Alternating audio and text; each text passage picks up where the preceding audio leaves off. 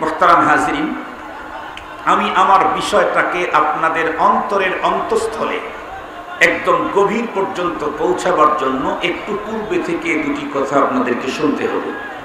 আমরা প্রত্যেকেই জানি এই পৃথিবীতে যত মানুষ আছে, তামাম মানুষের মধ্যে যেই সমস্ত মানুষগুলি পরপারকে বিশ্বাস করে, আখিরাতকে যারা বিশ্বাস করে, আখিরাতের সুখ আর দুঃখ যারা বিশ্বাস করে, পরপারের জান্নাত আর জাহান্নাম যারা বিশ্বাস করে, পরপারে স্বর্গ আর নরক যারা বিশ্বাস করে, এই জাতীয় প্রতিটি মানুষ পরপারের জীবনে সুখী হতে চায়, জান্নাত পেতে চায়, স্বর্গে যেতে চায়। কেউ দুঃখী হতে চায় না, দোজখে যেতে চায় না, নরকবাসী হতে চায় না। ঠিক বললাম না? ঠিক বললাম? তো পৃথিবীর যেই সমস্ত মানুষগুলি পরপারকে বিশ্বাস করে, জান্নাত জাহান্নামকে বিশ্বাস করে, তারা কেউ জাহান্নামী হতে চায় না, প্রত্যেকেই জান্নাতি হতে চায়, জান্নাত পেতে চায়। কিন্তু বলুন, জান্নাত কি আমার দাদা বাড়ি অথবা মামা বাড়ির, নানা বাড়ির কোন পৈতৃক সম্পদ? বাবার সূত্রে, নানা বাড়ির সূত্রে কি জান্নাত পাওয়া যায়? না। জান্নাত কে তৈরি করেছেন? মালিককে, আল্লাহ। আল্লাহ পাকের কাছ থেকে এই জান্নাত আমি নিতে চাইলে অথবা জান্নাতে আমি যেতে চাইলে আমাকে কার ফর্মুলা মেনে যেতে হবে? যিনি আবিষ্কারক, তার ফর্মুলা। যিনি আবিষ্কার করেছেন তার ফর্মুলা ছাড়া পৃথিবীর অন্য কোনো তন্ত্র মন্ত্র দিয়ে কখনোই জান্নাতের মালিকানা পাওয়া যাবে না। মহান আল্লাহ পাক রব্বুল আলামিন তার তৈরি করা জান্নাতের মালিকানা কাকে দিবেন, কাকে জান্নাতে বসবাস করার জন্য আল্লাহ পাক সুযোগ করে দিবেন, এ বিষয়ে কোরআনুল কারীমে স্পষ্ট বর্ণনা এসেছে। যে কোনো মানুষ আল্লাহ পাকের জান্নাতের মালিকানা নিতে চাইলে দুইটা পদ্ধতি আছে। একটা হচ্ছে লং পদ্ধতি, আর একটা হচ্ছে শর্ট পদ্ধতি। আমি যেহেতু আগেই বলেছি, দুইজন বড় হজরতের মাঝখানে নুনের অবস্থান যেমন, আমার অবস্থানও তেমন, সঙ্গত কারণেই আমি লং পদ্ধতি আপনাদের খেদমতে আজকে বর্ণনা করব না। আজকে আল্লাহ পাকের জান্নাতের মালিকানা নিতে চাইলে শর্ট পদ্ধতিটা আপনাদের খেদমতে পেশ করতে চাই। আমাদের দেশের মানুষ সব বিষয়ে শর্ট চয়েস করে। ঠিক বললাম না? ঠিক বললাম? মুহতারাম হাজরিন, খুব ভালো করে বুঝবেন, আল্লাহ পাকের কোরআনে আল্লাহ পাক স্পষ্ট বর্ণনা করেছেন, কেউ যদি আমার জান্নাতের মালিকানা পেতে চায় তো কমপক্ষে শর্ট পদ্ধতিতে জান্নাতের মালিকানা পেতে চাইলেও তার জন্য দুইটা পুঁজি লাগবে। আল্লাহ পাকের কোরআনে আল্লাহ তাআলা বলেন, ইন্নাল্লাযীনা আমানু ওয়া আমিলুস সালিহাত কানাত লাহুম জান্নাতুল ফিরদাউস। আল্লাহ পাক বলেন, নিঃসন্দেহে যেই সমস্ত মানুষেরা ঈমান আনলো, নেক আমল করলো, তাদের জন্য হবে জান্নাতুল ফিরদাউস। তাহলে কয়টা পুঁজি লাগবে বলুন? দুইটা পুঁজি লাগবে। এই দুই পুঁজি যার, জান্নাত তার। এই দুই পুঁজি যার কাছে নেই, জান্নাত তার হবে না। একদম নিট এন্ড ক্লিন, স্বচ্ছ, ফ্রেশ, ক্লিয়ার কথা, একদম ক্লিয়ার সাফ কথা। আপনি কি জান্নাতি হতে চান? তাহলে কমপক্ষে আপনার দুইটা পুঁজি লাগবেই, কমপক্ষে দুইটা পুঁজি লাগবেই। এই দুইয়ের কমে জান্নাতি হওয়ার কোনো উপায় নেই। পুঁজি লাগবে দুইটা। আপনি কোন এলাকার, আপনি কোন এরিয়ার, আপনি কোন ঘরানার, আপনি কোন পজিশনের, আপনি কোন লেভেলের, আপনি কি জাতের, আপনি কোন দেশের, এগুলি দেখে কখনো জান্নাত দেওয়া হয় না। জান্নাত পেতে চাইলে কমপক্ষে দুইটা পুঁজি লাগবে। একটা হলো ঈমান, আর একটা নেক আমল। পুঁজি যদি না থাকে, আপনি যেই হন, জান্নাত আপনার হবে না।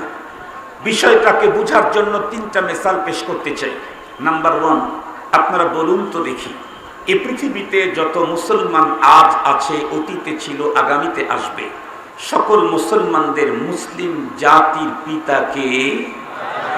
একটু জোরে বলেন। মুসলমানদের জাতীয় পিতা ইব্রাহিম আলাইহিস সালাম। কোনো সন্দেহ আছে কি? ইব্রাহিম আলাইহিস সালাম শুধু তামাম মুসলমানদের পিতা নন, মুসলিম জাতিরই শুধু পিতা নন, বরং উনি নবীদের নবী, আখিরি নবী জনাবে মুহাম্মদুর রাসূলুল্লাহ সাল্লাল্লাহু আলাইহি ওয়াসাল্লামেরও পিতা।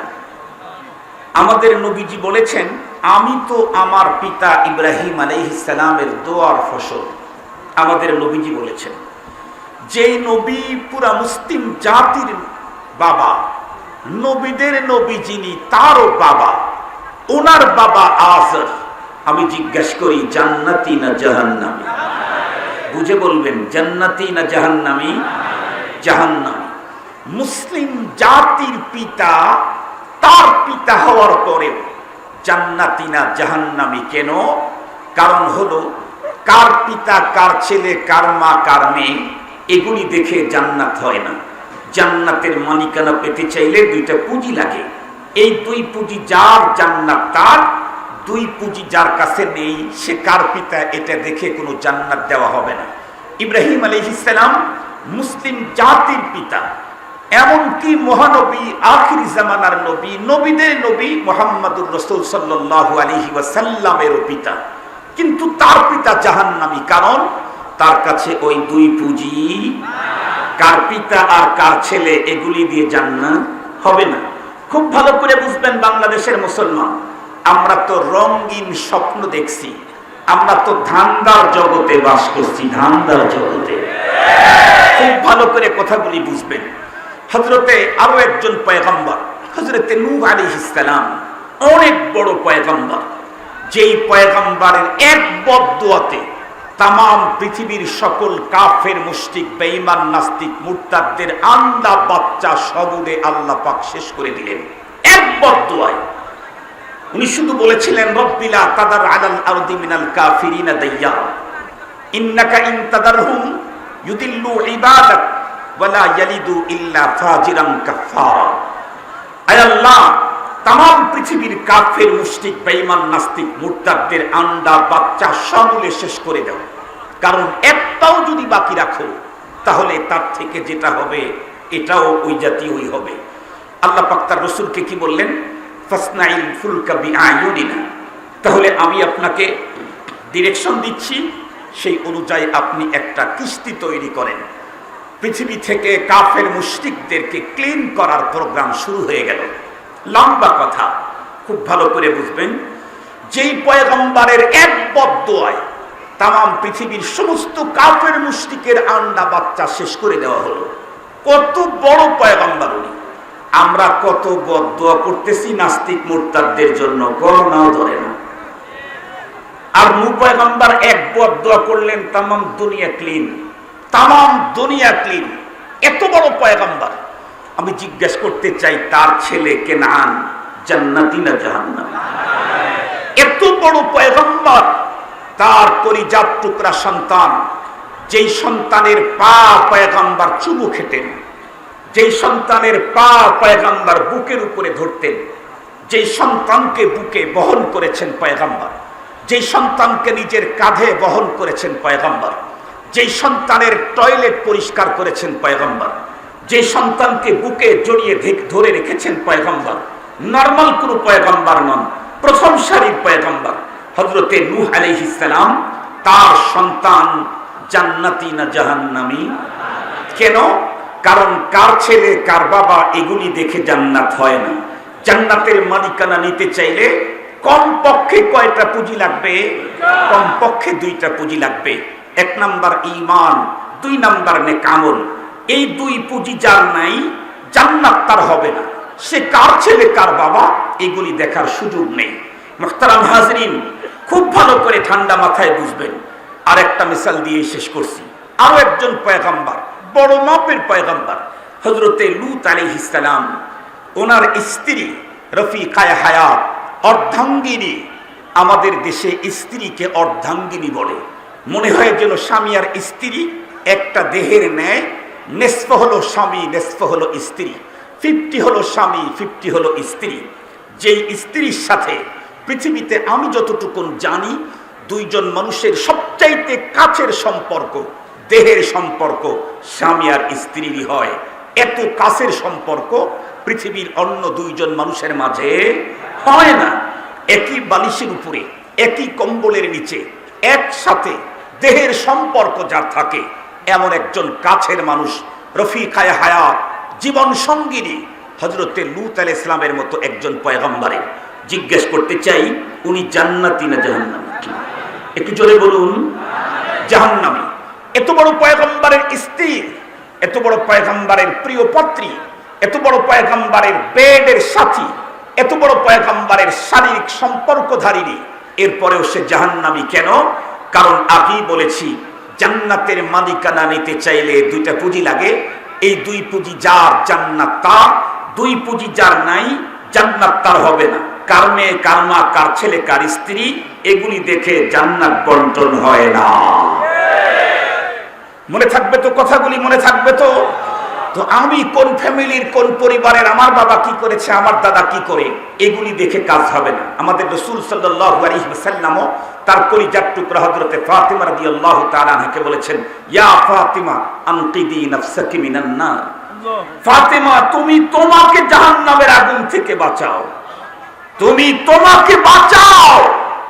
আমার দিকে লক্ষ্য করে কাজ হবে না। মনে রাখবেন, অনেকেই মনে করে ফ্যামিলিতে তো একজন হাফেজে কোরআন আছে। হুজুররা তো বলেছেন হাফেজে কোরআন 10 জন জাহান্নামের উপযুক্ত মানুষদেরকে সুপারিশ করে জান্নাতে নিতে পারবে। আপনি কচু বুঝেছেন, কচু, আপনি কচু বুঝেছেন। মনে রাখবেন একটা কথা, হাফেজে কোরআন বলেন, আলেম বলেন, পীর বলেন, গাউস বলেন, কুতুব বলেন, এমনকি নবী রাসূল বলেন, কেউ পরপারে কোনো বেঈমানের জন্য সুপারিশ করার অধিকার নাই। কোন বেঈমানের জন্য সুপারিশ করার অধিকার কারো নাই। ঈমানদার উসাতুল মুমিনিন যারা, ঈমান আছে বাট অপরাধী, ঈমান আছে কিন্তু সে কি? অপরাধী। অপরাধী ঈমানদারদের জন্য সুপারিশের দরজা খোলা আছে, বেঈমানের জন্য সুপারিশের কোনো অধিকার কারো নাই। আল্লাহর কোরআন বলেছেন, লা নুকিমু লাহু ইয়াউমাল কিয়ামাতি ওয়াজনা। মুহতারাম হাজরিন, ঈমান নিয়ে কবরে যেতে হবে। এরপরে কোনো অপরাধের কারণে জাহান্নামের অর্ডার হলে তখন হাফেজে কোরআন আমাকে সুপারিশ করতে পারবে, তখন কোনো পীর আমাকে সুপারিশ করতে পারবে, তখন নবী আর রাসূল আমাকে সুপারিশ করতে পারবে। যে ঈমান নিয়েই কবরে যায় নাই, তার জন্য কোনো নবীর সুপারিশ করার অধিকারও, কথা বলেন না কেন, নেই। এই জন্য আগে দেখতে হবে আমার ঈমান আছে কিনা। সুপারিশ চান, আগে দেখেন ঈমান আছে কিনা। মুহতারাম হাজরিন, যদি এই দুই পুঁজি থাকে, দুই পুঁজি যদি থাকে, ঈমান আর নেক আমল, তাহলে সেই জান্নাতি, সে যে ফ্যামিলিরই হোক, যে এরিয়ারই হোক, যে দেশেরই হোক, যে কন্ডিশনেরই হোক, যে অবস্থারই হোক না কেন। জ্বলন্ত প্রমাণ, খুব ভালো করে বুঝবেন, স্পষ্ট প্রমাণ হলো, আপনারা জানেন আমাদের নবী আলাইহিস সালামকে আল্লাহ পাক রব্বুল আলামিন এমন একটা সফর করাইছেন, যেই সফরটা পৃথিবীর কোনো নবী রাসূলকে করান নাই। সেই সফরের নাম একটু জোরে বলেন, আবার বলেন। মেরাজ নবীজির সশরীরে হয়েছে না ঘুমন্ত অবস্থায়? জাগ্রত অবস্থায়, স্বপ্নযোগে না তো? স্বপ্নযোগেও হয়েছে অনেকবার, সশরীরেও হয়েছে একবার। নবী আলাইহিস সালামকে আল্লাহ পাক তার আরশে নিয়ে গেছেন। কত কাছে নিয়েছেন? আল্লাহ পাকের কোরআনে আল্লাহই বলেছেন, ফাদানা ফাতাদাল্লা ফাকানা আবা কাউসাইনি আও আদনা। মুহতারাম হাজরিন, আল্লাহ পাক তার হাবিবকে ডেকে বললেন, ওগো দোস্ত, আমি আপনাকে আমন্ত্রণ করেছি, টাইম খুব শর্ট, এরপরেও আমি আপনাকে আমার দুইটা প্রজেক্ট দেখাইতে চাই। সুবহানাল্লাহ বললেন না? যে আমাদের বড় লোক যারা, তাদের অনেক প্রজেক্ট থাকে না? আল্লাহ পাকের প্রজেক্ট নাই, আছে। কি পরিমাণ আল্লাহ পাকই ভালো জানেন, পৃথিবীর কেউ তা জানে না। দুইটা প্রজেক্ট আপনাকে আমি অবশ্যই দেখাবো, একটা হলো জান্নাত আর একটা জাহান্নাম। এই জন্যই তো আমরা বলি, পৃথিবীর সমস্ত নবী আর রাসূলগণ জান্নাত জাহান্নামের ওয়াজ করেছেন না দেখে, আমার রাসূল জান্নাত আর জাহান্নামের ওয়াজ করেছেন নিজের চোখে দেখে। আমার রাসূল জান্নাত জাহান্নামের ওয়াজ করেছেন নিজের চোখে দেখে এসে। নবী আলাইহিস সালাম ফেরেশতা একজনকে পাঠিয়ে দেওয়া হলো, পয়গম্বরকে জান্নাত দেখায় নিয়ে আসো। জান্নাতের গেটে যাওয়ার পরে যখন জান্নাতের ওখানে গেলেন, গেট যখন খুললেন, খোলার পরে জান্নাতের ভিতরে পা দিলেন। নবী আলাইহিস সালাম জান্নাতের ভিতরে পা দিয়েই দেখলেন কি আজীব কারবার। সাইয়েদনা হযরত বেলাল হাবশী রাদিয়াল্লাহু তাআলা আনহু আগে থেকেই জান্নাতের ভিতরে রেডি পজিশন, মনে হয় যেন পয়গম্বরের খেদমতের জন্য বেলাল আগেই হাজির। আল্লাহ পাক মূলত দেখায়া দিলেন, ওগো আমার হাবিব, আমার দোস্ত, আপনার বেলালের মর্যাদা কোন পরিমাণ দেখেন।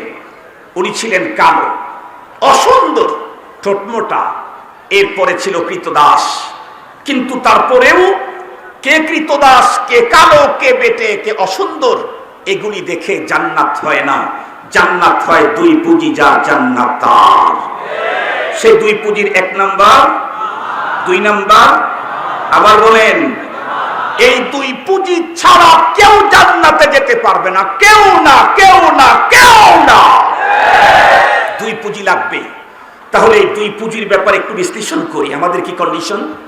দুই পুঁজির ভিতরে ঈমান, আর একটা হলো নেক আমল। নেক আমলের ব্যাপারে কিছুটা ফ্যাসিলিটি আছে, আলহামদুলিল্লাহ বলেন। আমরা সবাই ফ্যাসিলিটি খুঁজি না? নেক আমল ব্যাপারে কিছু ফ্যাসিলিটি আছে। কেমন? নেক আমল যদি কারো বেশি হয় তাহলে তো অনেক সুন্দর, জান্নাতের ডেকোরেশন হবে অনেক উন্নত। নেক আমল যদি কারো একটু কম হয় তাতে তেমন কোনো ঝামেলা নেই, আলহামদুলিল্লাহ বলেন। নেক আমল যদি কারো একটু কম হয় তাতে তেমন কোনো ঝামেলা নেই। কেন? কারণ নেক আমল দিয়ে জান্নাতের ডেকোরেশন হয়। নেক আমল বাড়তে থাকবে, জান্নাতের ডেকোরেশন উন্নত হবে। নেক আমল কমতে থাকবে, জান্নাতের কন্ডিশনটা একটু নরমাল হবে। তবে মনে রাখতে হবে, খবরদার বদ আমল যেন না হয়। কি যেন না হয়? কথা বলেন। বদ আমল যেন না হয়। নেক আমল কম হয়েছে, অত বেশি তাহাজ্জুদ পড়তে পারে নাই, অত বেশি আউয়াবিন চাষ ইশরাক পড়তে পারে নাই, অত বেশি নফল পড়তে পারে নাই, অত বেশি সাদকা করতে পারে নাই, তাতে তেমন কোনো ঝামেলা নেই। ওর জান্নাতের ডেকোরেশনটা একটু নরমাল হবে। কিন্তু বদ আমল করলে খবর আছে। এর চাইতে বড় সিরিয়াস হলো, বদ আমল যদি হয়ে যায় তাতেও তেমন যে খুব সিরিয়াস ঝামেলা তা না। আল্লাহ ইচ্ছা করলে ক্ষমা করে দিবেন, অথবা আপনজন কেউ থাকলে সুপারিশ করবেন, নবী সুপারিশ করলে ওইটা মাফ হয়ে যেতে পারে। কিন্তু খবরদার একটা বিষয়ে খুব এলার্ট থাকতে হবে, সেটা হলো ঈমান যেন কখনো নষ্ট না হয়। নষ্ট ঈমান দিয়ে জান্নাতের মালিকানা পাওয়া যায় না, যাবে না। ঈমান নষ্ট হলে নবীও সুপারিশ করার অধিকার থাকবে না।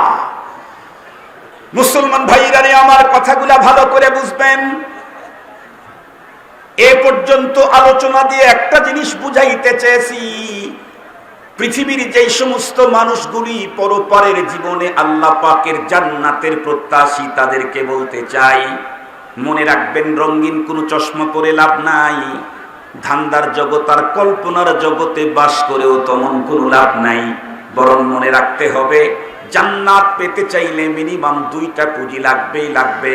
তার ভিতরে নেক আমলের ব্যাপারে কিছু ফ্যাসিলিটি থাকলেও ঈমানের ব্যাপারে বড় সিরিয়াস এবং কঠোরতা। নষ্ট ঈমান দিয়ে কখনোই জান্নাতে যাওয়া যায় না। মনে রাখবেন, ভালো করে মনে রাখবেন। খুব সুন্দর করে কথাটা বুঝাবার জন্য বলি। ধরে নেন আপনাদের শায়েস্তাগঞ্জের এই এলাকার একজন ছেলে, তার বাবা নাই, মা নাই, আপনজন বলতে কেউ নাই। এলাকার কোনো একজন বিত্তবান মানুষ তাকে আপন করে নিল। ছোট্ট থেকে লালন করতে করতে একটু বড় হয়ে গেল। এখন ও যখন যুবক হয়েছে, ও তখন বন্ধুরা আমার, তাকে যে লালন করে সেই বিত্তবানের সঙ্গেও খাতির তৈরি করলো। এক পর্যায়ে বিত্তবানকে ডেকে বলল, ওই বিত্তবান শুধু বিত্তবানই নয়, বিত্তবান একদিক থেকে যেমন বিত্তবান, অপর দিক থেকে লোকটা বন্ধুরা আমার হৃদয়বান। ওর সাথে খাতির লাগায়া বলল, ভাই বা দাদা বা আঙ্কেল বা চাচা যাই বলুক না কেন, আমি তো ছোটবেলা থেকে আপনার এখানেই বড় হলাম, দেখতে দেখতে এখন অনেক বড় হয়ে গেলাম। আমাকে তো অবশ্যই সংসার জীবনে ইন করতে হবে, আমার তো ফ্যামিলি করতে হবে। আমি এইভাবে কাজ করে কতদিন পর্যন্ত চলবো? আপনি যদি একটু অনুগ্রহ করে আমাকে এখান থেকে পাঠিয়ে দিতেন জাপানে, যত টাকা ব্যয় হবে আমি জাপানে গিয়ে চাকরি করে সর্বপ্রথম আপনার টাকাগুলি আমি আপনাকে পরিশোধ করব, এরপরে আল্লাহ পাক যদি আমাকে কোনো সম্পদ দেয় সেগুলি দিয়ে আমি আমার পরবর্তী লাইফ স্টাইলটাকে সাজায় নেব। এই জাতীয় কথাতে আমি আগেই বলেছি, এলাকার শুধু বিত্তবান না হৃদয়বান ব্যক্তি।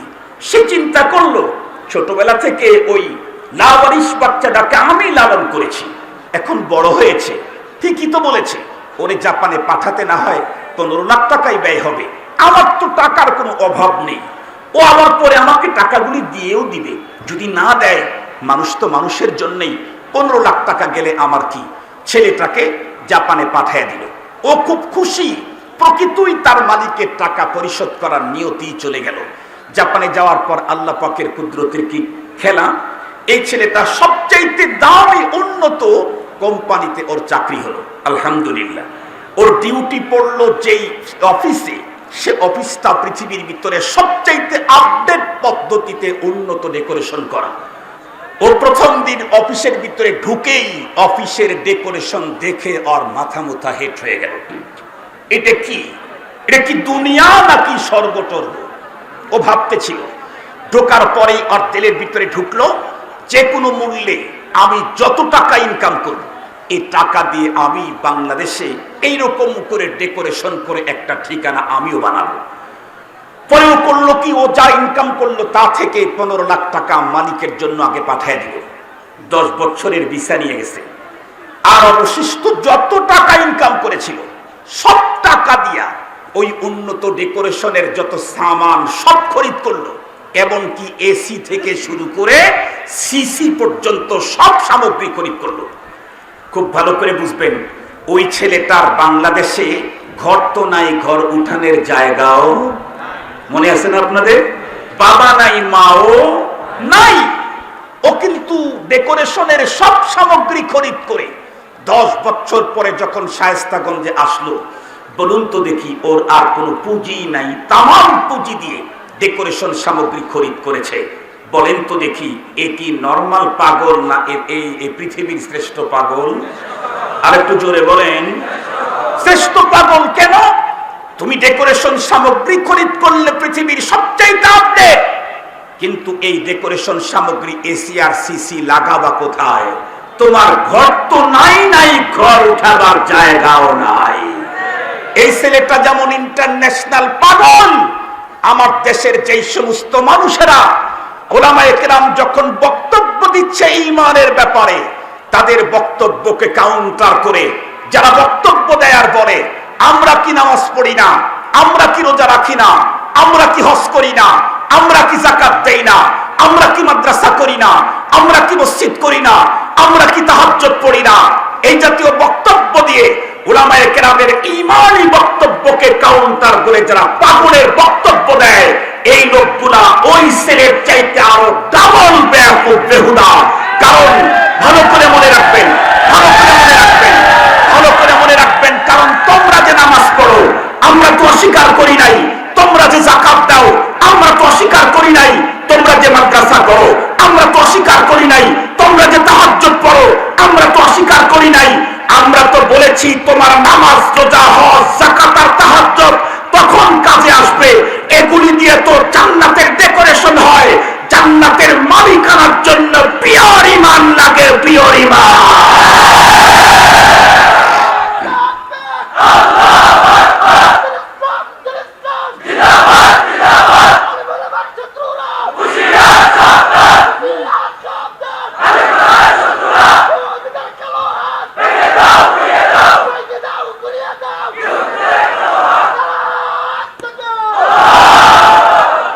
কথাগুলি সুন্দর করে হৃদয়ের গহীনে ধারণ করতে হবে।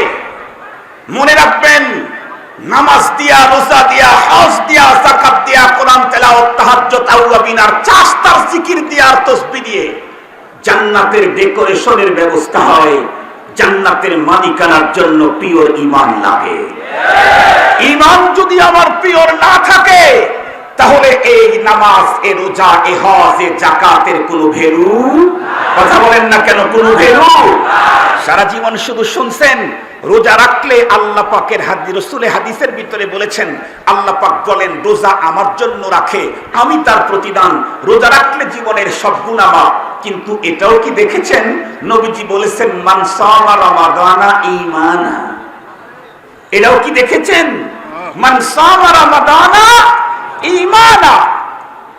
নামাজ তো পড়তে হবে, নামাজ দিয়ে জীবনের সব গুনাহ মাফ হবে, কিন্তু শর্ত হলো আগে ঈমান থাকতে হবে। ঈমানের সাথে নামাজের অনেক দাম, ঈমানের সাথে রোজার অনেক দাম, ঈমানের সাথে যাকাতের অনেক দাম, ঈমানের সাথে জিকিরের অনেক দাম, ঈমানের সাথে কোরআন তেলাওয়াতের অনেক দাম, ঈমানের সাথে আওয়াবিন চাস্তার ইস্তাকার তাহাজ্জুদের অনেক দাম, ঈমানের সাথে মাদ্রাসা মসজিদ তৈরির অনেক দাম। কিন্তু ঈমান নষ্ট করে মাদ্রাসা মসজিদ তৈরি করলে আখিরাতে এর কোনো ভ্যালু নাই। বিষয়টাকে সুন্দর করে বুঝাবার জন্য একটা মিসাল দিলে বুঝবেন। একজন মহিলার কথা তো হাদিসের মধ্যে আছে। সেই মহিলাটি সারা জীবন পতিতাবৃত্তি করেছে। কি করেছে? পতিতাবৃত্তি করেছে। বুঝেন না কি পতিতাবৃত্তি?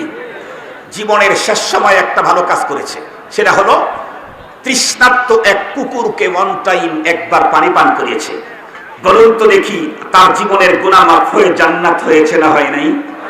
আর একটু জোরে বলেন। আরেকজন মহিলা তামাম দুনিয়া খ্যাত, তার নাম মাদার তেরেসা। কি নাম? Mother Teresa. এক জীবনে ওয়ান টাইম সৃষ্টির ইতর প্রাণী কুকুরকে পানি পান করায় নাই। সে ওয়ান টাইম টোটাল লাইফ সৃষ্টির শ্রেষ্ঠ মানুষের সেবা করেছে। মানব সেবা তো উন্নত ইবাদত। মাদার তেরেসা পৃথিবীতে ওয়ান টাইম সৃষ্টির শ্রেষ্ঠ মানব সেবা করেছে। এমন সিরিয়াস পদ্ধতিতে পৃথিবী তাকে গোল্ড মেডেল দিতে বাধ্য হয়েছে। শুনলে অবাক হবেন, মাদার তেরেসা নিজের চিরকুমারিত্ব বরণ করেছিল, জীবনে বিয়েটা পর্যন্ত করে নাই। মাদার তেরেসার থিওরি ছিল, আমি যদি কাউকে স্বামী হিসাবে বরণ করি অবশ্যই তাকে কিছু টাইম দিতে হবে। এতটুকুন টাইম সৃষ্টির শ্রেষ্ঠ মানব সেবা ব্যাহত হোক, এটা আমি চাই না। সৃষ্টির শ্রেষ্ঠ মানুষের সেবা টোটাল লাইফটাই করে গেল, চিরকুমারিত্ব বরণ করে বিয়েটা পর্যন্ত করলো না। এই নারীটা মরে গেল। বলুন তো দেখি জান্নাতি না জাহান্নামী? আর একটু জোরে বলেন। কেন কেন? ওই পতিতা নারী ওয়ান টাইম একবার তৃষ্ণার্ত কুকুর পান করানোর কারণে তার জান্নাত হলো, কারণ তার নেক আমলের সাথে ঈমান ছিল। আর মাদার তেরেসা টোটাল লাইফটাই ভালো কাজ করে গেল, কিন্তু তার ঈমান না থাকার কারণে এর ভালো কাজের কোনো ভ্যালু নাই। তাহলে আমাকে এখন জানতে হবে ঈমান কি জিনিস। ঈমান ছাড়া আমার ভালো কাজের ভ্যালু আখিরাতে, কথা বলেন, কথা বলেন। ঈমান ছাড়া আমার ভালো কাজের ভ্যালু আখিরাতে, দুনিয়াতে তো আছেই কিছু, দুনিয়াতে তো আছেই ভালো কাজ করলে তার ভ্যালু আছে, কিন্তু আখিরাতে ভালো কাজের ভ্যালু পেতে চাইলে আমার জন্য ঈমান দরকার। তাহলে এখন ঈমান কি জিনিস এটা আমাদের জানা দরকার। কথা বলেন না কেন? চেক করা দরকার ঈমান কি নিট এন্ড ক্লিন নাকি ভেজাল লেগে গেছে ঈমানের, এটা একটু চেক করা দরকার। আমি ইনশাআল্লাহ অল্প টাইমের ভিতরেই আমরা আমাদের প্রত্যেকের ঈমানকে চেক করব। এখন আলহামদুলিল্লাহ বলেন, আলহামদুলিল্লাহ বলেন। মুহতারাম হাজিরিন, ফিরি ফিরি চেক, টাকাও লাগবে না, সিরিয়ালও দিতে হবে না, বসে বসেই চেক করবেন। মনে রাখবেন ঈমান কাকে বলে? ঈমান বলা হয়